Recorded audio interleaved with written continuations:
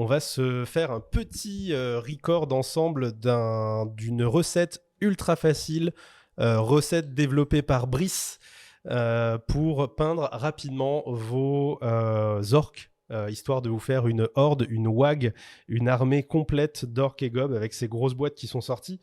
On a quand même une boîte avec le bataillon orc qui vous fera déjà une bonne base d'armée pour vos orques et gobs. On a la bagatelle de... Alors, il y a combien de figurines là-dedans? 1, 2, 3, 4, 5, 6... 6 x 5, 30. 1, 2, 3, 4, 5. Ils sont combien? 4 x 5, 20. Et là, c'est pareil, on en a 20. 1, 2, 3, 4, 5, 6, 7, 8, 9, 10, 20, 20. Donc ça nous fait 30, 50, 70 figurines plus 2 chars. Donc ça vous fait quand même un bon début d'armée. Si vous prenez 2 boîtes, vous avez carrément toute la base de votre armée orc et gob qui est faite. Vous n'avez plus qu'à aller chercher les monstres, les unités spéciales, etc. à côté. Donc pour un prix franchement abordable, vous allez quand même pouvoir vous faire un contingent, une quantité de figurines non négligeable. Mais toutes ces figurines, ça demande quand même pas mal de peinture, ça demande un petit peu de temps, de pratique et de développement de techniques un petit peu rapides. C'est pourquoi on va se faire la main sur une petite dizaine d'orques ensemble. Voilà, donc avec une petite recette développée par Brice au magasin. L'idée, c'est qu'on est en train de vous faire une horde d'orques au mag et qu'on veut tous les peindre pour vous les montrer. Donc devant moi, j'ai 10 orques, 2 persos et un char. Et on va essayer de se faire ça assez rapidement. Alors, c'est parti, on attaque. On va commencer du coup par le passage de Plague Bearer Flèche sur toute la peau. Donc, petit contraste vert, on secoue bien son pot. Hop. Ouais, ils ont plutôt bien vieilli, ces orques. Hein. En fait, c'est vraiment le ressenti général qu'on a en retour. C'est-à-dire qu'à chaque fois que je parle d'Old World, à chaque fois que je monte les figurines, tout le monde me dit ouais, mais les figues, elles sont vieilles quand même. Franchement, ils revendent des vieilles figues, ils auraient pu en faire des nouvelles et tout. Et quand les gens les ont dans les mains, très rapidement, ils se rendent compte en fait que les figurines ont vraiment bien vieilli et fonctionnent encore vraiment bien. Faut pas oublier que c'est ces figurines-là qui ont fait la légende de Games. Hein. Si Games a si bien fonctionné ces dernières années, c'est aussi en s'appuyant sur le succès de ces figues, que ça soit les joueurs qui avaient commencé à cette époque-là, qui reviennent, que ça soit le visuel de ces unités-là, de ces armées-là, qui nous remet un petit peu dedans. On est vraiment sur des figurines qui sont emblématiques et cultes. Ces petits orques là où vous avez les bras en mode Playmobil et vous les mettez dans la position que vous voulez, qui sont ultra modulables et tout, c'est quand même des figurines qui ont fait un petit peu la renommée de Games. Donc les retrouver aujourd'hui, moi ça me choque pas, surtout que quand vous comparez, le prix est quand même au rendez-vous. Les figurines sont pas si chères que ça et sont encore bien sympas. Il y a des tonnes de rabios, les boîtes sont remplies à ras-bord, donc ça marche vraiment bien. Alors moi, la Plague Bearer Flèche, c'est une couleur que j'aime bien pour faire un vert pour mes orques. Parce que je trouve sa saturation et sa teinte vraiment sympa. Je trouve que c'est pile la bonne couleur. J'aime pas les orques quand ils sont trop vert sapin. Là, j'aime bien. Alors quand vous passez un contraste comme ça, essayez de n'oublier, faut oublier aucun trou, faut laisser aucune zone non traitée. Si vous débordez, c'est aussi pour ça qu'on fait le vert en premier, c'est que si je déborde, c'est moins grave puisque j'aurai d'autres couleurs à passer par-dessus. Autre chose, soyez généreux, passez-en une bonne couche. Vous voyez comme je l'applique là. Donc là, directement à la sortie du pot. Et je fais une couche généreuse et homogène. Voilà, faut surtout pas tirer votre contraste. Je m'explique, je vais vous montrer sur l'autre bras quelque chose que je vois faire souvent et qu'il ne faut pas faire. Je vois des gens qui vont mettre une petite noisette de peinture comme ça et qui ensuite vont l'étirer, l'étirer, l'étirer le plus possible, comme s'ils faisaient un aplat avec de la peinture classique, d'accord? Ça fonctionne très bien avec de la peinture classique, mais la contraste, elle n'est pas faite pour ça. La contraste, il faut que vous ayez une certaine épaisseur, un certain volume de peinture sur votre figurine pour qu'elle fonctionne. Il faut que vous ayez cette épaisseur déjà simplement pour que les pigments, la couleur qui est dedans, ait suffisamment d'épaisseur pour pouvoir se répartir, pour pouvoir glisser à l'intérieur et aller se positionner dans les creux, dans les interstices où vous souhaitez avoir un peu plus d'intensité, un peu plus de couleur. La sous-couche génitale est faite à la bombe, bombe noire, bombe blanche. Dans la grande majorité des cas, c'est la meilleure façon de faire. La plus rapide en tout cas, si vous voulez faire de la peinture d'armée. Le pré-ombrage à l'aérographe est intéressant si vous voulez faire de la peinture un peu plus élaborée, mais vous allez prendre énormément plus de temps. Donc vous allez avoir un pré-ombrage plus lisse, moins marqué. Donc il y a des avantages, hein, c'est plus fin, et si vous voulez faire des figurines un peu quali, enfin un peu quali, c'est pas le terme, mais si vous voulez faire des figurines plus fines, effectivement le pré-ombrage à l'aérographe vous amènera plus de possibilités. Mais un bon vieux pré-ombrage à la bombe, ça fait déjà vraiment le job. C'est aussi quelque chose que vous pouvez faire en brossage à sec si jamais vous n'avez pas d'aérographe. Vous pouvez très bien faire votre pré-ombrage sur une sous-couche noire en brossant en gris et en blanc votre figurine pour lui créer, faire ressortir ses volumes. Voilà. Le brossage et la bombe ayant pour intérêt de se poser que sur l'extérieur de la figurine, sur les volumes, et du coup de laisser les creux neutres, sans peinture. Donc si vous insistez bien en faisant une bonne sous-couche bien appuyée avec votre sous-couche noire, histoire que toute votre figurine soit bien noire, même dans le moindre recoin, dès que vous allez pulvériser ensuite selon un angle un peu plus choisi une couleur, vous allez du coup garder à l'opposé votre sous-couche noire. Et bien avec votre brossage à sec, finalement, c'est le même principe. Si vous brossez que dans un angle, votre brossage va épargner les creux et laisser l'autre côté de la figurine plus sombre, et donc vous faire un pré-ombrage qui fonctionnera déjà pas mal.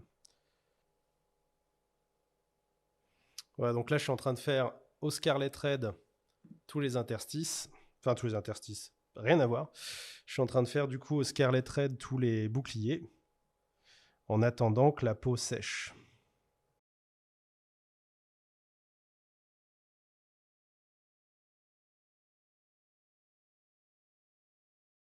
Alors le contraste commence à sécher, mais pas encore tout à fait sec, ce qui va me laisser le temps du coup d'enchaîner avec mes autres aplats.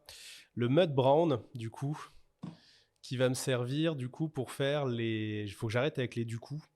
Le Mud Brown qui va me servir à préparer les brins, que ce soit les cuirs, mais aussi le bois. C'est celui qui va me servir à faire tout ça.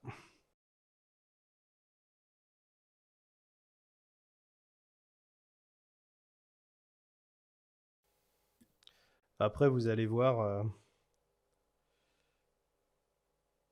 c'est plus que du slap shop là. Hein. Là, c'est de la peinture de truand à l'ancienne. En fait, avec quelques aplats comme ça, la méthode full contraste, je trouve qu'elle marche assez mal. Je trouve qu'elle donne des rendus rapidement criards et pas forcément très esthétiques. Pas toujours très bien contrôlé non plus. Et vous allez voir qu'en trichant comme ça avec quelques aplats, même rapides, parce que vous voyez que j'y passe pas 3 plombes, je repasse pas plusieurs fois pour avoir un aplat très propre. Ça m'est égal si on voit encore un peu à travers, s'il y a des taches, s'il y a des traces. C'est vraiment pas le but du jeu là. Le but c'est vraiment la rapidité.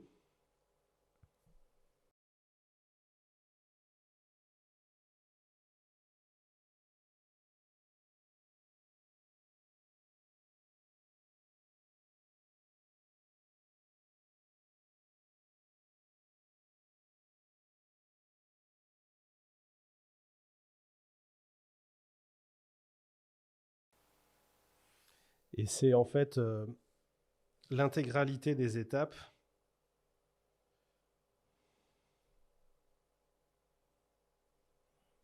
qui va nous permettre de faire ressortir notre orque de manière un peu chouette. On a fini les aplats. On va pouvoir passer au brossage. Donc là, je vais passer sur un petit brossage à sec d'intérieur yellow. Je vais prendre mon petit socle à brossage.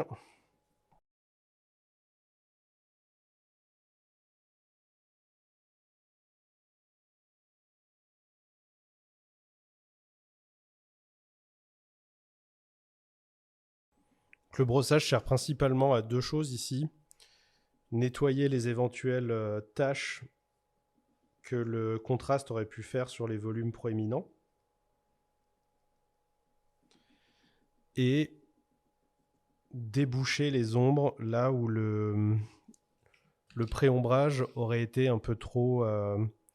Voilà, là par exemple, ici, ça va me servir à nettoyer un petit peu le sommet du crâne pour avoir quelque chose de plus propre et de plus lisse. Et par exemple, ici, le pré-ombrage est encore très foncé sur le bras. Donc ça me permet de venir déboucher un petit peu cette zone-là et de faire ressortir un petit peu les volumes du bras. Voilà, donc c'est un pré-ombrage qui sert surtout à... C'est une petite passe de nettoyage.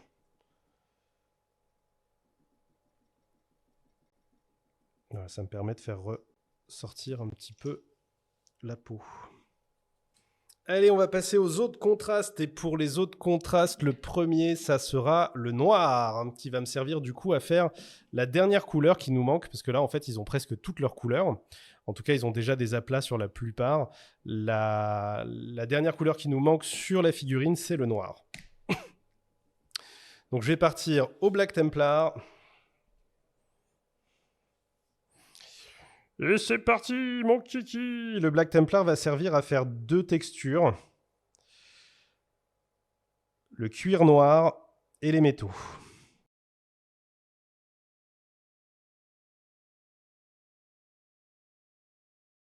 Si vous voulez un rendu un peu plus quali sur votre noir, n'hésitez pas à faire comme ce qu'on a fait avant, un petit passage de couleur qui vous permettra d'avoir un fond coloré un peu marqué, un peu chouette. Et dans ce cas-là, un anthracite grès, ça sera tip top pour faire ressortir le noir.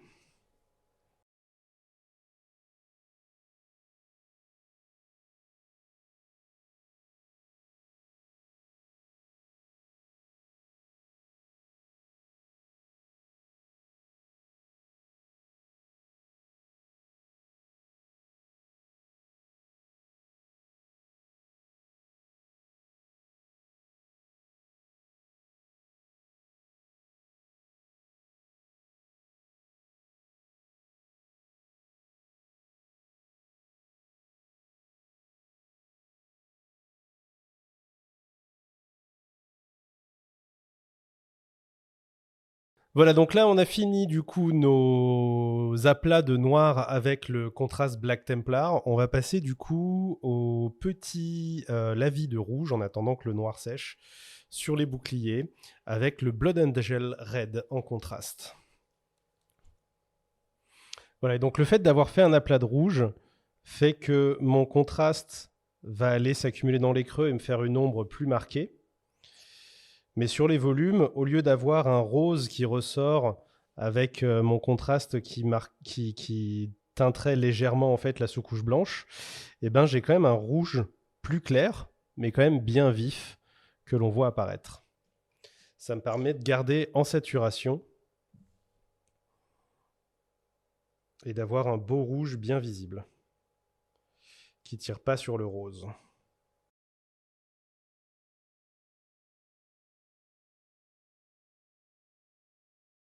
Pendant que le rouge sèche, on va passer du coup nos deux derniers contrastes qui sont la Garros Dune et le Wildwood qui vont nous servir à différencier le bois, le cuir, toutes les autres teintes marron qui traînent à gauche à droite sur les figurines.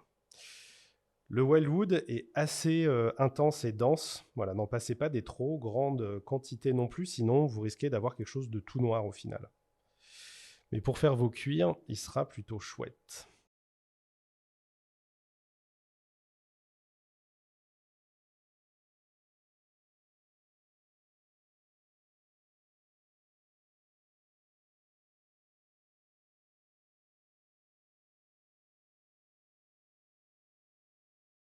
En fait, là, vous voyez aussi un petit truc sur le contraste, c'est que il faut faire attention aux couleurs que vous choisissez et aux couleurs que vous allez mettre à côté.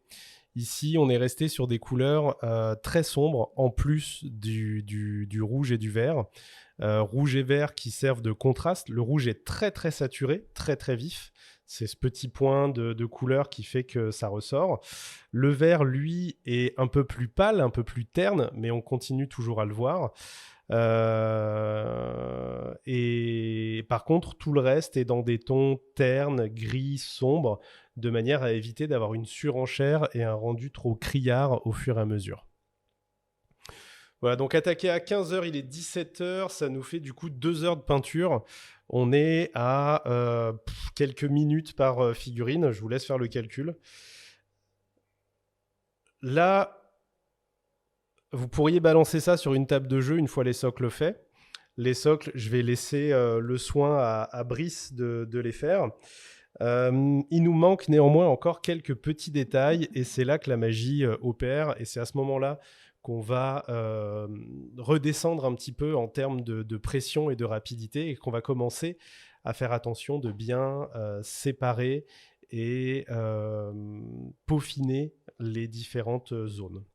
Donc on va attaquer un petit peu les éclaircies. Le premier, le plus important peut-être, c'est le métal qui va faire ressortir un petit peu une nouvelle matière, rendre quelques zones un peu plus clinquantes et faire marcher un petit peu l'ensemble.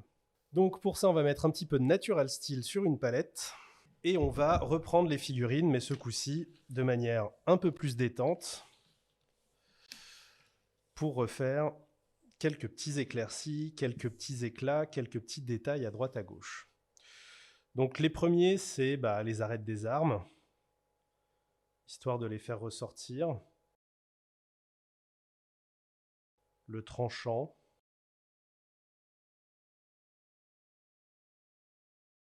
Comme sur les figurines des boîtes, je veux garder le plat des armes très très sombre, très très noir.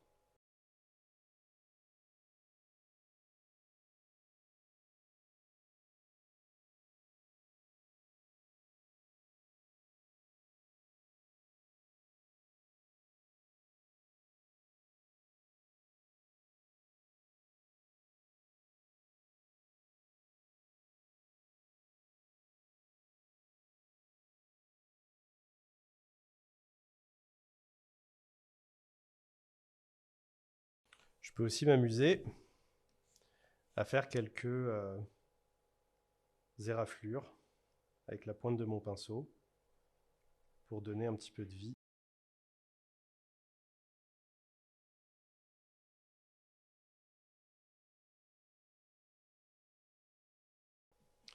Et je vais aussi du coup en profiter pour reprendre tous les petits détails en métal avec les petites plaques d'armure qu'on a à droite à gauche. Je ne fais pas un aplat. C'est pas non plus vraiment un brossage à sec, mais j'utilise vraiment la pointe de mon pinceau, un petit peu comme une brosse, pour venir déposer un petit peu de peinture là où je veux que ça soit métallique. C'est comme si je brossais, mais avec un pinceau doux. Donc bien sûr, si vous regardez les figurines de près, vous allez voir des traces de pinceau, des taches, des manques à droite à gauche. Mais c'est vraiment pas l'objectif de ce genre de figurines qu'on peint de manière très rapide. Old World se joue en régiment. Quand vous achetez une boîte d'orques, vous en avez 40 à l'intérieur.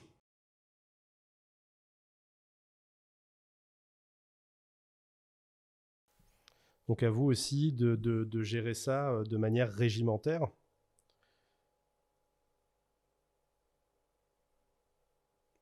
Et finalement, utiliser chaque orque un peu comme si c'était un aplat, un morceau d'un régiment plus grand, plus complexe.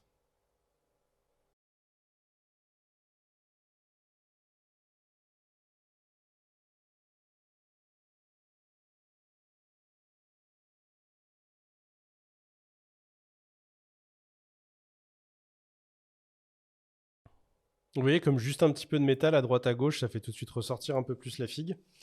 Et que si je les pose en unité, je commence à avoir un rendu de plus en plus intéressant. Sur la table, ça marche. Est-ce que c'est parfait? Non. Est-ce qu'on est sur une peinture haut de gamme? Toujours pas. Est-ce que ça fait le job? Est-ce que c'est flou? Oui. Voilà, maintenant c'est net. Est-ce que ça fait le job sur la table? On commence à parler. Il manque un petit peu, il manque le soclage, mais là, si vous mettez un petit soc marron et quelques touffes d'herbe, vous allez voir, ça va vous parler tout de suite. Je sais pas si Brice, je sais pas où il en est sur les siens. Bon, il en avait beaucoup plus aussi, peut-être qu'il les travaille tous à la chaîne. Mais en tout cas, là, on est pas mal. Par contre, moi, je peux pas me contenter de ça. Ça ne demande qu'à jouer, on est d'accord. Avec un petit soclage, on est pas mal. Mais, on peut aussi rajouter encore 2-3 petits trucs assez cool. Wow. Ok. On triche, on rajoute des trucs cool. On va commencer par du gris migré de chez Aka qui va nous permettre de rajouter quelques petits détails à droite et à gauche. Donc on reprend notre pinceau, on reprend nos orques. Et quand on fait des orques, il y a un truc qu'on ne peut pas ne pas peindre, c'est les dents.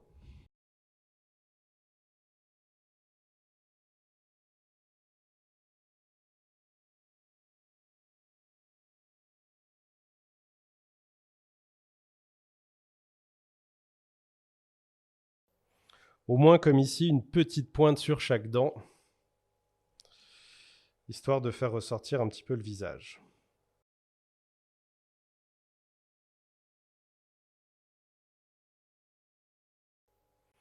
Je vais en profiter aussi au passage avec la même couleur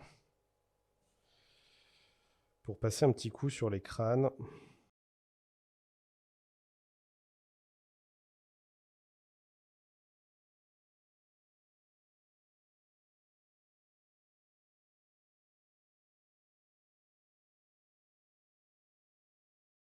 Donc, on a fait les crânes, on a fait les dents. Il y a un autre petit détail qui manque quand on fait les orques, c'est les yeux. Donc, on va prendre un pinceau un peu plus propre, un peu plus fin. Et on va prendre un rouge. Donc, on peut prendre le même rouge que tout à l'heure, hein.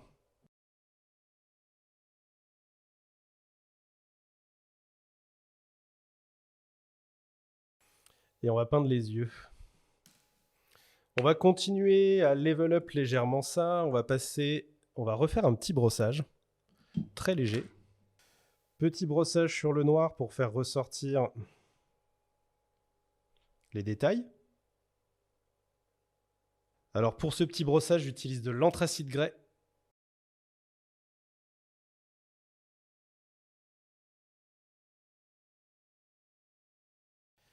Et maintenant, j'ai plus qu'à m'amuser à faire des détails en fait. Donc là, j'ai pris un petit peu de pale blue. Et je vais faire un petit peu des poils là sur la fourrure. Et donc tout le temps que j'ai gagné en peignant en une quinzaine de minutes l'intégralité des figurines, je vais pouvoir le réorienter maintenant sur des choses qui vont transformer l'essai et faire péter mes figues.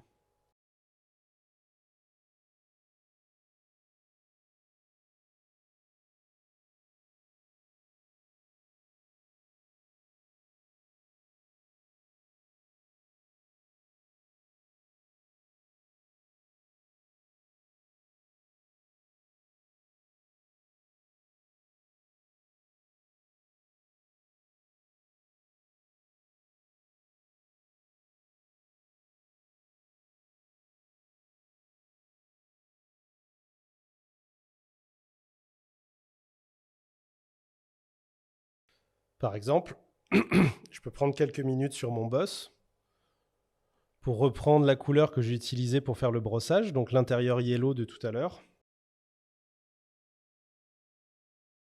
et venir redonner quelques petits coups de pinceau.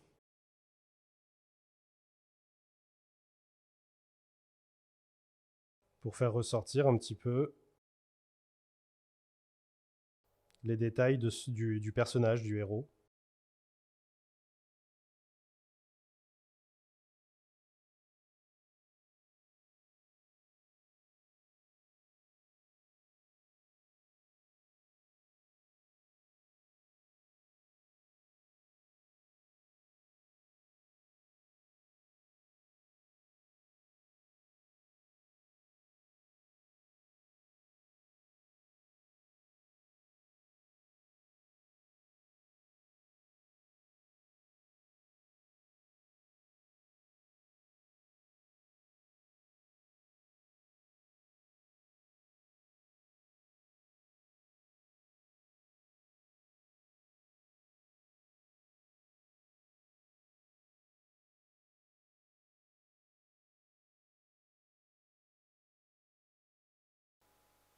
C'est le moment de faire des petits friends, des petits machins, des petits trucs. C'est là où vous allez faire sortir votre armée du lot, en fait.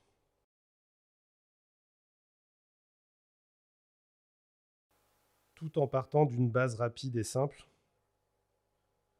qui a été peinte en 15 minutes. On n'est pas sur une armée qui gagne des Golden Demons, hein. On est sur une armée pour se faire plaisir, pour aller jouer.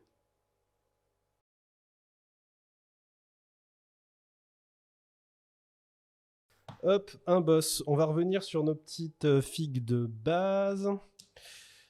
Le rouge me chagrine un peu, j'ai envie de lui donner un petit peu de peps aussi. On va lui refaire un petit brossage. Là, vous prenez n'importe quelle couleur peau que vous avez sur votre palette. Donc là, c'est un beige red. Beige red de chez AK. Et on va faire un petit brossage rapide sur les boucliers. Ma mission est remplie. 10 orques peints. Je ne devais pas faire les socles, hein. Parce qu'on fera tous les socles d'un coup, histoire que ce soit tous les mêmes. Et histoire que la... Donc, 10 orques peints. Personnage monté, porteur de la grande bannière, peinte. Un char peint. Et un héros à pied peint. 13 figurines en 4 heures. Ça fait combien par... Je vous laisse faire la division par contre, parce que là, je suis plus en état. Maintenant, je vais aller boire une bière et me coucher. Franchement, une fois qu'on a fait un petit soclage marron avec des touffes d'herbe...